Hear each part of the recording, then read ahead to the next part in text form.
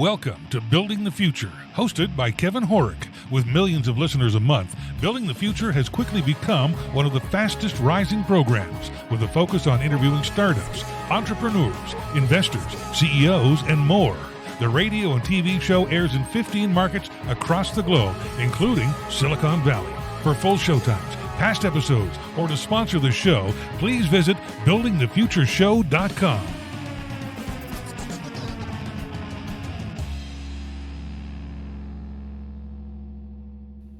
Welcome back to the show. Today we have Chris Denson. He's the host of Innovation Crush and founder of Crush Industries. Chris, welcome back to the show. Hey. Second time's a charm. Is that what they say? Yeah, sure. Why not, right? No, I'm excited to have you back on the show. You've done an astronomical amount of stuff since we last spoke earlier in the year. And so I thought, I always like catching back up with people like yourself that have continued to push the envelope and do innovative things. But maybe before we get into all that stuff, for people that don't know who Chris Denson is, do you want to give a bit of a background on yourself, kind of where you grew up, where you went to school, and what you're up to today? Oh, all the sadness. Yes. I wouldn't say that, man. It's interesting that you bring him home. My mom is actually visiting me this week, so very that's cool. Actually it's a full circle moment. Nice. But no, grew up in Detroit, Okay. and went to school there. Went to Michigan State, earned an engineering degree while I was there. Okay. In packaging engineering, and also at the same time, like around my freshman year, I ended up doing stand-up comedy. Okay, very cool. So I had this weird duality of, an entertainment path and a very problem-solving engineering kind of path. Sure. And I worked at Chrysler for a couple of years and was like, I don't know if I'm really enjoying this. So I took my first risk as an adult, I guess, and moved to LA. And, I did stand-up for about 6 years and was writing and producing and working on television shows and so on and so forth, and just slowly and gradually made my way into marketing and innovation. And I guess, the way I look at it is always, it's all storytelling of some sort. Sure. And we're all trying to find interesting and new ways to tell these stories and get people engaged and experienced and serve them in an environment, whether you're telling a joke or you're selling them a pair of shoes. Interesting. It's all storytelling, and there's so many different ways to go about and approach how you engage a potential audience. Sure. No, that makes a lot of sense. So walk me through what exactly do you talk about on Innovation Crush, and what made you actually decide to just go for it and start doing your own show? It's funny. I think a lot of, and I don't know if you share this, but a lot of people who create things, they create them out of frustration. Yeah, interesting. It's like Reed Hastings created Netflix because he was tired of late fees. Sure. It was just this. I'm so frustrated, and I had spent a year just kind of like going around and chatting with companies, and it's like in between jobs. Okay. But and I was talking to them about innovation, which is what I wanted to do for those organizations, but Sure. also just kind of subtly, just exploring, being casual in the conversation, and just realized that a lot of people didn't know what it was. And so, it's really easy for others or for any of us to categorize or put things in a box. So my conversations would be like, "Oh, you're a creative director." And I'm like, "Yeah, but not really." Right? And then it's like, "Oh, you're the technology guy." It was like, sometimes, Sure. And so innovation calls for a little bit of, subtle expertise in all of those arenas. Yeah. And how do you combine them? And so I knew of a few people who were doing it, and I was a Fast Company reader and was always obsessing over oh my gosh, how did they think of that? And, interesting. And it changes the way we market or live or work or play or whatever. And so I wanted to start talking to those people and do something for my personal brand, but also just build my network and kind of prove to those other organizations and companies and people that I've been talking to that this really exists as a practice. Right. And whether you know it or not, and sometimes it's not labeled as such and such has an innovation lab. Sometimes it's just you're just doing it. It's just ingrained in the culture of the company. So yeah, and over time we've built the subscriber base to 750,000 followers. We have 220 episodes. The guests have ranged from Damon John, from Shark Tank, Very to cool. Nolan Bushnell, who created Atari and Cheese. Had NASA's artist in residence. Just, anyone, names you know and names you probably should hear from. Sure. Are kind of all part of the fold. Yeah, no, that's awesome, man. I guess to answer your question, I originally started the show to get over my fear of public speaking. So I was always kind of in the trenches building software products or doing kind of web or mobile work. And for me, it was to continue networking and pushing myself out of my own comfort zone. So, but I totally get it, right? It was frustration with yourself. Yeah, very much so. Yeah, interesting. Yeah, I never thought of it like that. But yeah, you're totally right, right? It's just so some form of dissatisfaction. Yeah. Yeah, no, it's been great, and it's interesting because I think you kind of do your show in a similar format to me, where you just have real, honest conversations with people, no matter how popular or well-known they are or aren't, right? And I think that's what I always found interesting about what you were doing. Before I even thought of doing my own show, listening to you early on when the show was, under 100 episodes, I found out about you and started listening to your show. And that's always kind of stuck with me, is how you just have these honest conversations with these people, right? And I think that comes across. Have you found that? Yeah, thank you for noticing, and kudos to you for doing it. It's and I've been a guest on shows. I've seen other hosts be very mechanical, and it's not that they're bad. Like I listen to NPR and things in the morning. But I felt like if there's I wanted to have entertainment value, right? Yeah, I wanted to combine my expertise and stand up and entertainment, and have fun during these conversations. Sure. Which also kind of becomes disarming when it's time to ask a hard question. Yeah, interesting. Perfect example is I interviewed Sugar Ray Leonard, and Wow. one point where there was a guy I had a co-host, and I used to always tease him. And Sugar Ray Leonard was standing up for me. He was like, "You leave Robert alone." Like we were pretending he was going to fight me, right? It was just a fun thing. Sure. But we talked about the idea of when we talk about a singular person, whether it's Elon Musk or Donald Trump or whoever it is, we talk about them as an individual, but not really saying like there's a whole team that helps this person be who they are. Sure. So that was kind of a really cool part of the conversation. But then he ends up telling me how he was molested as a kid, and how that in his book, that was the last thing he put into his book, because he didn't know if he wanted to share that or not. Sure.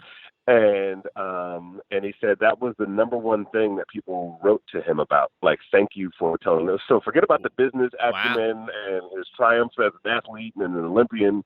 It was, you were hurt, and I was hurt too.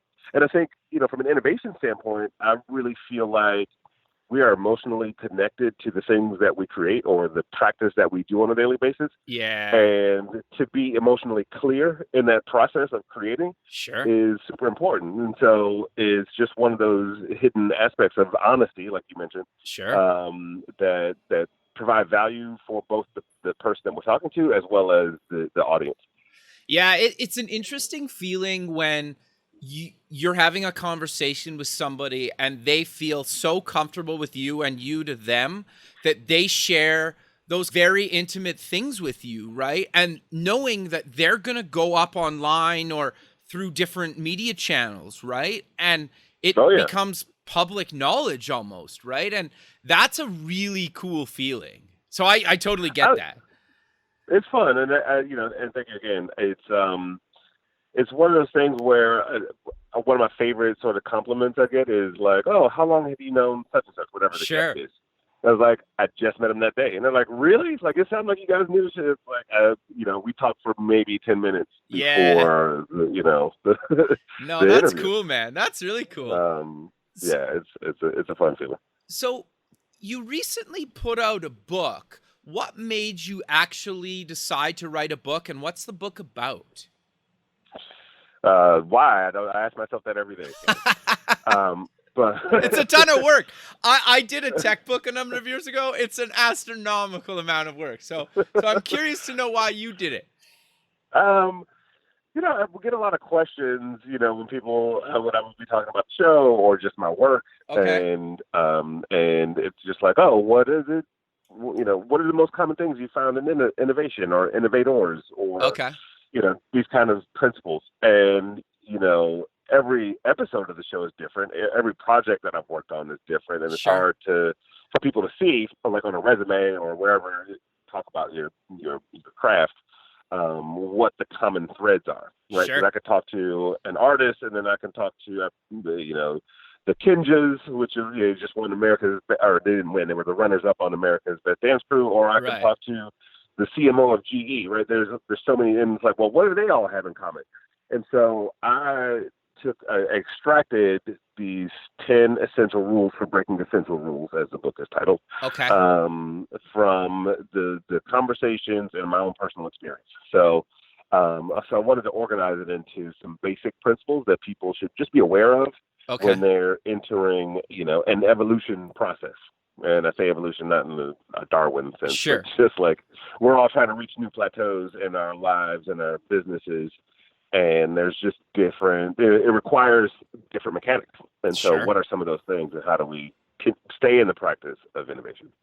Yeah, no, it's interesting because it's hard, right? Sometimes when you're trying to do something innovative in your space that hasn't really necessarily been done before, because in a lot of cases, it's kind of lonely and you don't really know. And you tell people that maybe don't really understand the mindset, and they almost discourage you, and you're like, well, no, like in some ways you don't even want to tell people you're trying to do something because you don't want their negativity sometimes. Have you kind of found that, or when you've been interviewing these people, have you found that they struggle with that sometimes?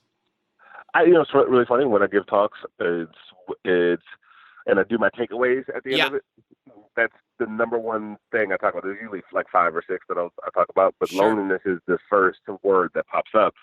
A quick story is that I interviewed a woman named Z Holly, who was this is a mouthful. She was the founding executive director of the USC Annenberg Center for Innovation. I got it right. And she wrote the charter for TEDx. Oh, so wow. She did the first TEDx at USC as well and wrote the whole rule for it. And this is somebody I was like a fan of from afar. We're friends now, but I was just like, oh, yeah, we'd love to have her on the show. And when we did sort of the pre-call, she was kind of like, well, why me? And it was kind of a downbeat, right? Interesting. And then as we had this, like when she did come on the show, that was such a huge piece of her conversation, is like how lonely the journey is when you see the world a certain way. Sure. And you have to carry it so far before people even see really what the vision is. Sure. And that's a lot of weight for a lot of distance. And then eventually people start to jump on. But the emotional fortitude it takes to see a vision through, especially in the early stages when you're getting told no, and how long of an early stage. It could be, 3 months. It could be 5 years. It really depends. So, having that emotional fortitude and being able to, navigate and pivot and take feedback and, decide what you're going to ingest and adopt and what you're not, and stick to your guns or not stick to your guns, or maybe I need to go get a job now. Like there's so many different things that come up, and it's a very isolated journey. Until you hit fame and riches and fortune. So it's I guess in the world. The one thing that I always found interesting, and you touched on it a second ago, is how these super successful people still have their own insecurities. Because if somebody that created TEDx still is kind of like, why do you want to talk to me? Nobody really has a chance, right? Because TEDx is a huge, TED and TEDx are huge global brands that I think a lot of people know of. And if the creator is still insecure about talking to people like yourself about their journey and how she came up with it and stuff, the average person just doesn't have a chance when they're trying to come through, right? Because have you found that, or what are your thoughts on that? Well, what I think it's just sort of when we hear someone's highlights, Okay. that's what we assume it is, right? We've all seen the TED Talks. We've seen like all these, or you go to an event, you watch such and such speak about how their company became $1 billion company. Sure. 9 times out of 10, they're not going to be like, I also went through a divorce at the same time, true. or also my mom died. You're not going to hear the life side of Sure. the innovator's journey. And so I try really hard to bring out just some of that realism in the conversations about like, hey, I was homeless, or I don't know, whatever. One of my favorite ones I interviewed this guy named Andy Walsh, who's he was the head of human performance at Red Bull. Interesting. Basically a scientist, and he works with athletes and executives on just like pushing them way beyond their limits. Okay. I'll spare you the examples, but look him up, Andy Walsh. Okay. And I said, well, if you were at you're at one of the top brands in the world, working with the top athletes and pushing them beyond their limits. I mean, these are like record setters, Sure. record-breaking performers and top executives. I was like, who's pushing you? And he took a long pause, and he was like, that's something I struggle with every day. Interesting. It's just like, I've been looking for a mentor or something, just some sort of, what is next level for me at this point? Interesting. So even like the little life quandaries we have that are very much tied to our work and our livelihood don't get discussed often enough. So I think by doing that, hopefully people get permission. I had a person listen to an interview once and email their friend. So the friend told me, was like, oh, my friend listened to the interview with Chameleonaire and stopped smoking. Interesting. And it's like, that was the last result I expected to hear from That's cool, though. Yeah, that was great. It was great. It's because that's what he said. He's like, I don't smoke or drink because I want to have clarity of mind at all, as consistently as possible in order for him to do X, Y, Z. And it was a very the hour-long conversation that we had. Sure. But it was valuable to that one person. No, that's awesome, man. I know it's wild when you inspire somebody to do something that you never even dreamt of, right? And quit smoking is great. That's awesome. So yeah.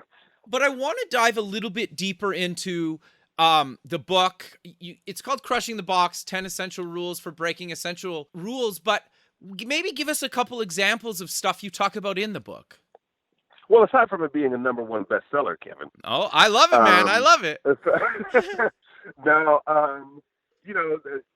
there's a lot of that. It's a mix of anecdotes from my guests as well as from my own personal experience. So, chapter 1 is actually, and all of them have like really catchy titles. I hope it makes people think. So, sure. The first chapter is called Swim Like an Otter.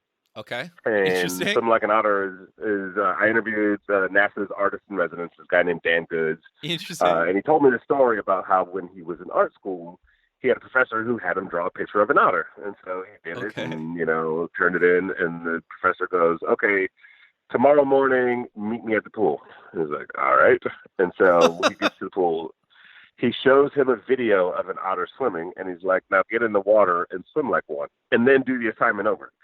And it's this idea, like as creators, we're all creating something for an audience, for constituency, stakeholders, or whomever.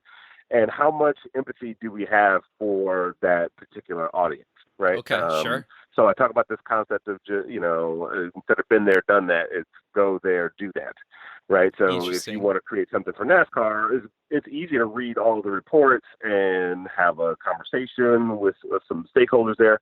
It's a whole different thing to go to several NASCAR races, sit in the audience, get the debris blown on your face, wait in line for an hour for beer, and you start to see where the pain points are and how you can better serve that, that audience. And it's, again, I think empathy it's one of those things, it happens, but it's not like identified as part of the practice. Cool. And I think if you identify it, you have you have the opportunity of having a deeper impact. So we do that. There's a lot of stuff like, build like team building and some very tactical things. Got you.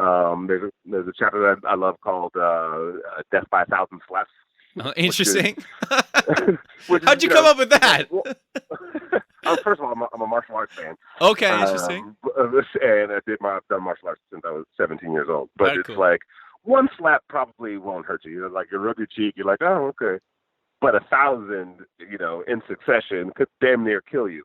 Sure. And Okay, it's interesting. this idea of like I talk about the concept of micro failures. Okay. And, these small little failures that happen regularly or in succession enough that they just start to diminish your creative spirit and, and your humanity about how you're approaching your innovation. Sure. And so, how do you counterbalance these sort of everyday annoyances or occurrences that pop up in our careers? Very cool. I love the cover of the book. How did you come up with that? And maybe talk about what exactly it is. Oh, thank you. It is it's a split image, Okay. top to bottom. So the bottom half is a light bulb that's like lighting up. We tried to catch it at the beginning of it lighting up. Right. And then the top half is fireworks. So Sure. It looks like one continuous image, but it's just like you're turning these ideas into amazing spectacles, right? Like Totally. inkling of an idea into like something that's just gigantic, hopefully. I think so. I think it's actually quite a genius cover, I thought. Oh, thank you. It was funny. There were two that we were choosing from. We actually did like a little crowd poll. Okay. The other one it looked like a padlock, but the padlock was shaped like a brain. Oh, interesting. And the padlock was open. Okay. So it felt a little too science. I like playfulness. I like something that feels good, not the science doesn't feel good. I got you. Yeah. It was that, and I also like a lot of surrealist art, Sure. So if had I had more time, I probably would have gone a little bit more Salvador Dali, I guess. I don't know. Interesting. I don't know. Sure. Like a little bit more melty or something where it's just like, oh, I thought that was this, but it's actually that if you look at it a little bit more closely. Like I like those kinds of things. Sure. And that's kind of what the book is, right? I thought Sure. innovation was this, but if you start to look at it a little bit more closely, it's a lot of other things. Interesting. And so, yeah, that's where we decided to go with it. No, very cool. So you're on an advisory board of HubSpot. What exactly, or how did that come to be, and what exactly do you do on the board? Well, first of all, I'm awesome. That's why they called me. No, it's interview over. No, it was cool. Just through, I guess, a couple of degrees of separation, Okay. Somebody had a conversation with somebody who was putting the new board together. Got you. And had a really good understanding of where we wanted to go. And after a couple of conversations and a visit to Boston, kind of decided to jump on. And it's really interesting. It's wanting to be aligned with companies who know what their mission and their values are, and from a deeper perspective, Gotcha. and can also tie that to a lofty business goal. Sure. It's pretty fun, right? And then it's a great network with the fellow board members are pretty amazing.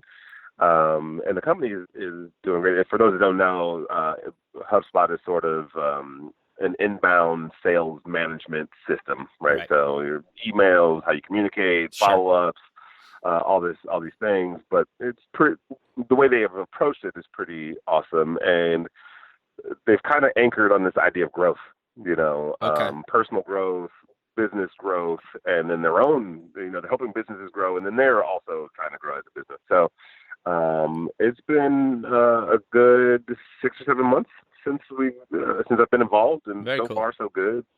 Yeah, it's been great.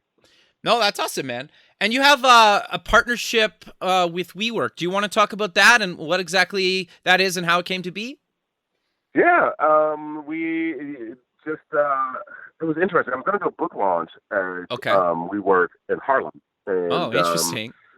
Ended up on, because I was visiting New York, and ended up on the phone with somebody who was a friend of mine from years ago, right? And I was like, Very hey, cool. is that who I think it is?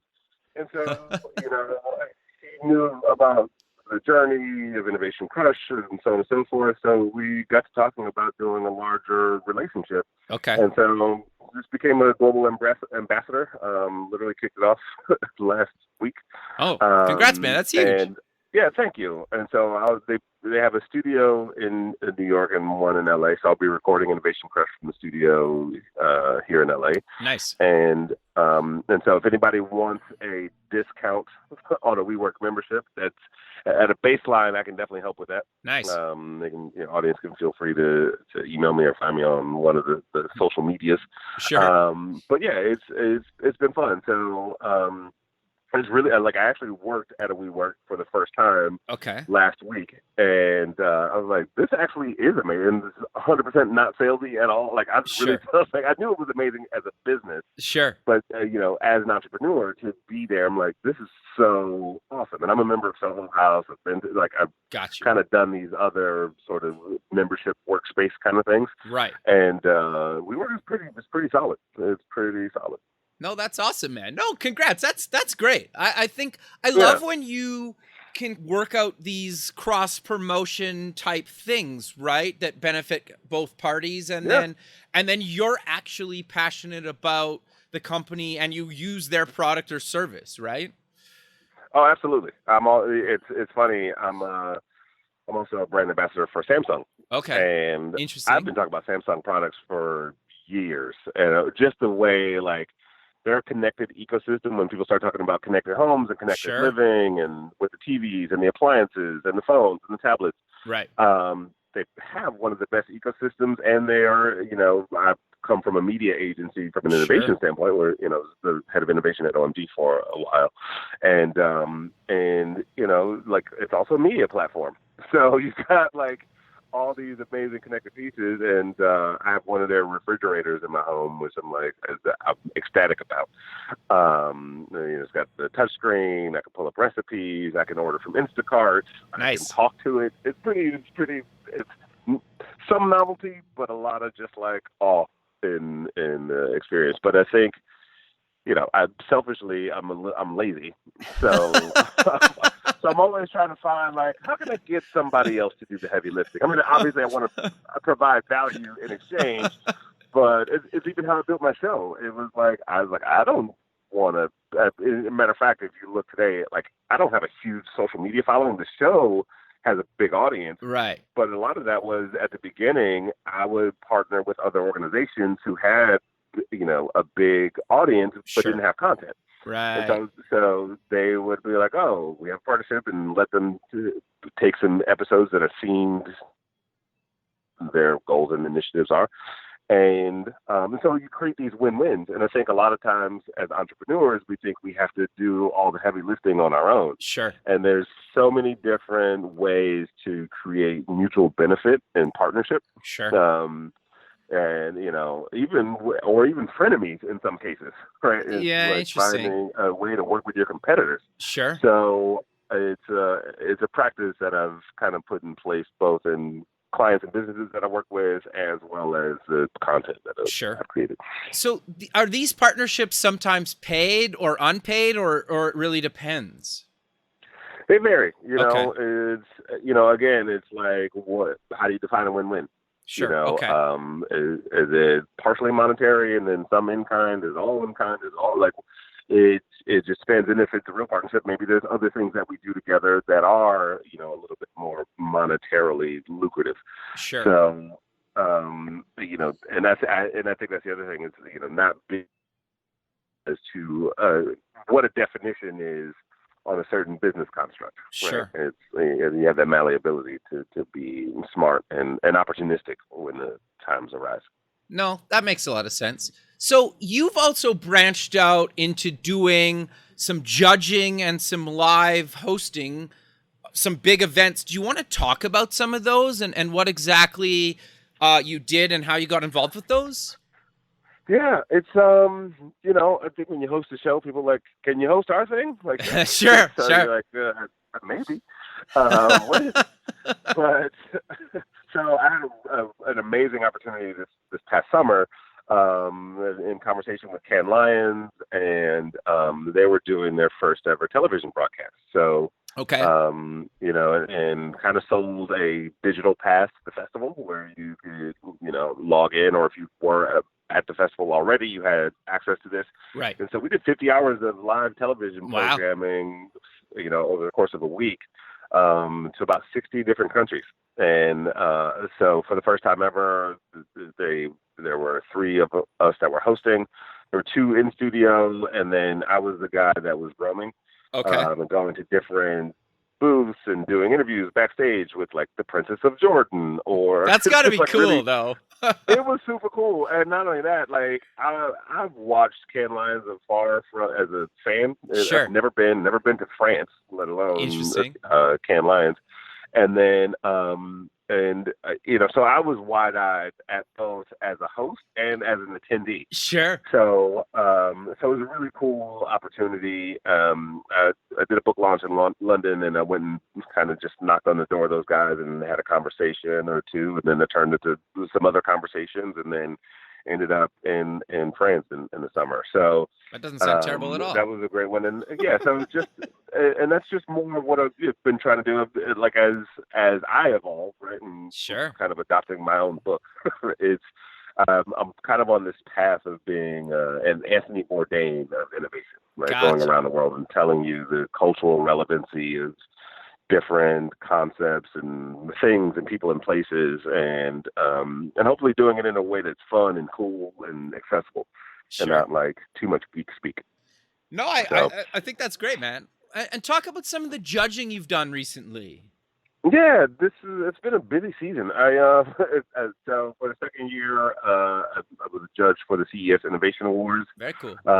Which is cool, to get an early look at all these different categories of innovation, right? I mean, sure. Sometimes we always talk about the Ubers and the Netflixes, but we don't talk about, some piece of technology that goes into your burglar alarm that right. changes the game, right? There's all these side story. Because I grew up in Michigan and worked in engineering, and for a period of time I was a caddy. And, okay. And I would meet some of the richest people in the state of Michigan. Interesting. And you'd be like, I make cardboard. Like, they don't do anything that's sexy and exciting, right? Like, sure. I think when we're on shows like this, we want to talk to the people who are the most exciting, or at least those are the shiny objects. Yeah. So people who make like I had an internship at a company that made visors for cars. Okay. Right? Like, sure. And these sure. are multi-million-dollar, if not billion-dollar businesses. Sure. So, kind of being grounded in the process of judging and going like, oh yeah, that is a really cool category. And I know there's a thought or a phrase that goes, know enough to be dangerous. Sure. So I know enough. I know a little bit about a lot of things. Okay. Sure. No, it's awesome. So if you ask me some level of depth, I'm like, and I run out of the room. But if you want to build some ideas, I can go like, oh, I can see how that works, and maybe you'd apply it here. Sure. So being a fly on those walls. And then for the third year, I'm also on the advisory board for the South by Southwest Accelerator. Nice. Which is their sort of pitch competition and, sort of first line of defense when it comes to the companies that apply. Right. And just being able to get a first look at what's out there, gotcha. And how people are thinking and where the world is shifting. And in both cases, they're international. Okay. So, again, just having a wider-eyed lens, because we can talk about Silicon Valley and LA and New York and Chicago, all the usual suspects. But, hey, these 3 people in Jakarta have created something amazing. And you go like, who knew? Yeah. So interesting. It's fun to get those new perspectives.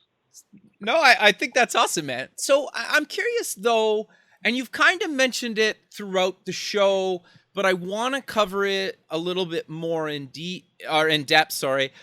You basically network and bring these connections and just kind of see where things go. Is that fair to say? It's an oversimplification, but it seems like you get a lot of these opportunities just by kind of networking and being who you are.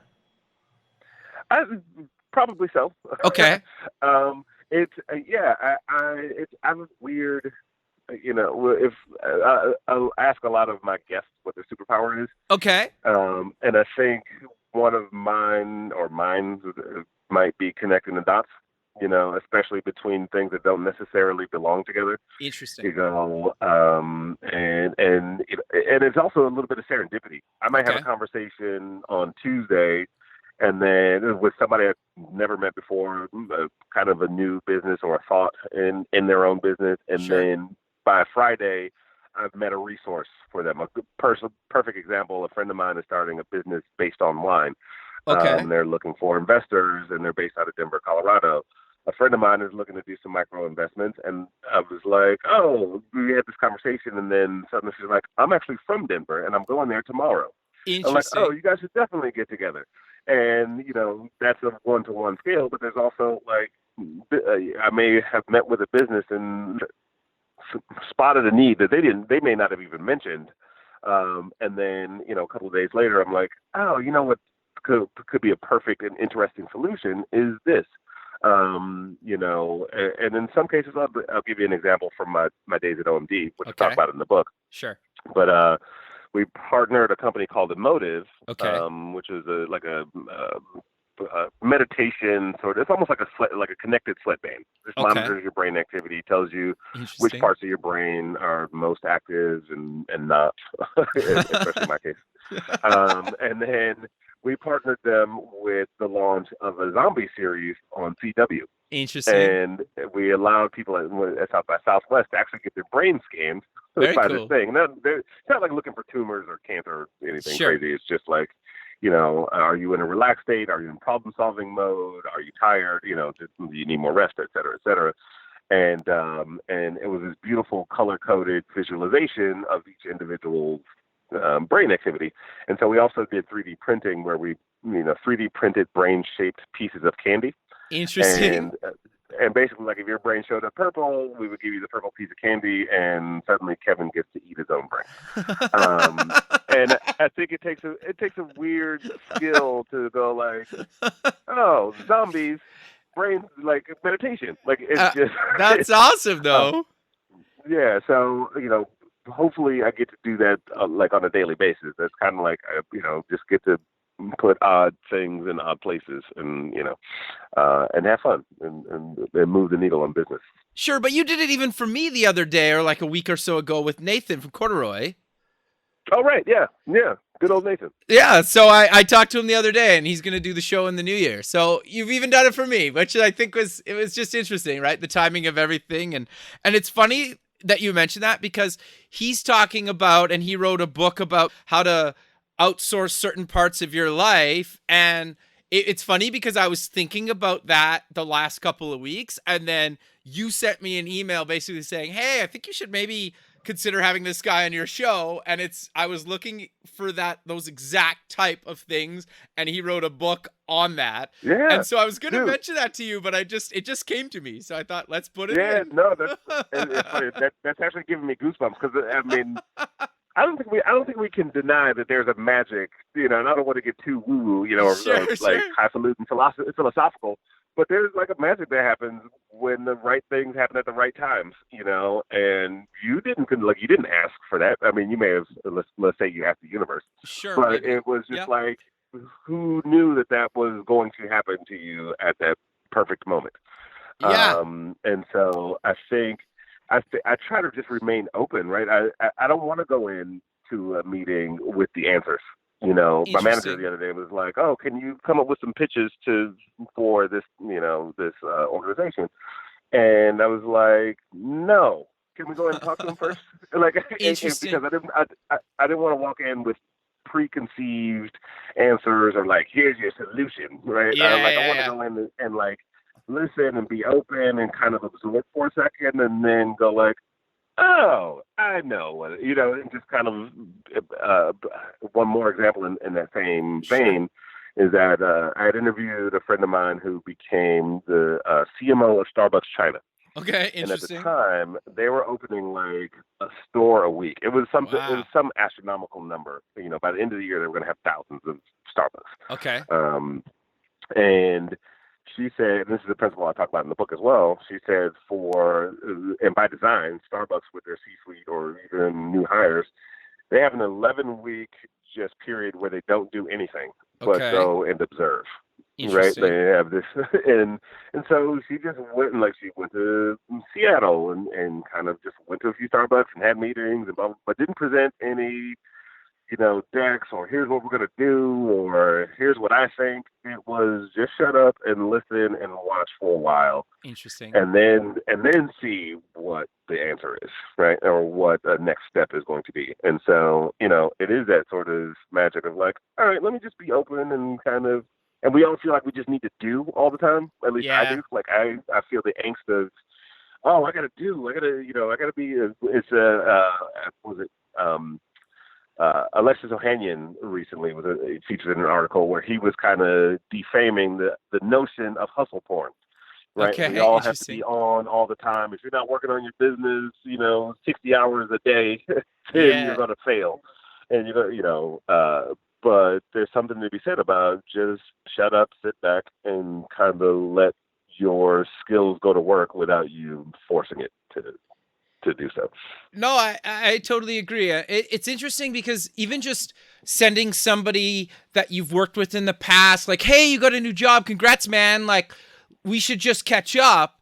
And then that turns into another project that you end up working on. Your intention was never to do business with that person. You were just genuinely hey man, congrats on the new gig. Hope it's going well. Haven't talked to you in a while. We should have a call or whatever, right? Or go for coffee. That's funny. There was a guy I got introduced to, and it was probably, sometimes you schedule a meeting months out, which I always hate. Yeah, okay. And it's just and by the time it came around, I was like, who is this dude? I just couldn't remember. And I was where did I meet him? I know you talked to a ton of people, right? Yeah, almost to the point of I should just cancel it because I can't recall who this person is. And I was looking through emails, and then my manager was like, "Oh, I just talked to a guy named Brian Snyder, his name," and she's like, "I didn't know he was your cousin," and I was like, "Oh, right, my nephew introduced us." Interesting. On Twitter. It was somewhere I couldn't find the conversation. And he's the head of production at a major film studio. Okay. And so so it was just one of those things where it was I didn't know, and now we're talking business, just awesome coincidence. But it was and this person turned out to be a family member of mine that I'd never met. That's wild. So. No, that's great, man. But we're kind of coming to the end of the show, so maybe let's close with mentioning where people can get more information about yourself, the book, check out all the stuff you're doing. Yeah, everything is kind of housed at www.thecrush.co. And so interviews, the information about the book. The book's available on Amazon. It's got some pretty decent reviews if you believe Amazon reviews. Who doesn't, man? The by the way, verified ones. Yes, exactly. Well, the first review was from my mom, and that counts, the way man. she wrote it is she pretended like she didn't know me. She was like, what an amazing book. The person who wrote it must be a genius. And the sad part about that, I love that my mom did that, which is it's great. But sure. her name is Christine Denson. So it's did Chris just pose as a woman and do a review on his own book? But it is on Amazon. A couple of social handles: Densonology, DENSONOGY, and then Innovation Crush is the other one. So hopefully you're entertained and engaged or not. I don't know, but it's out there. I love it, Chris. Well, again, I really appreciate you taking the time out of your day to be on the show, and I look forward to keeping in touch with you, and have a good rest of your day, man. Thank you, man. Thank you. Okay, bye. Yep, bye. Thanks for listening. Please visit our website at buildingthefutureshow.com to join the free community, sign up for our newsletter, or to sponsor the show. The music is done by Electric Mantra. You can check him out at electricmantra.com and keep building the future.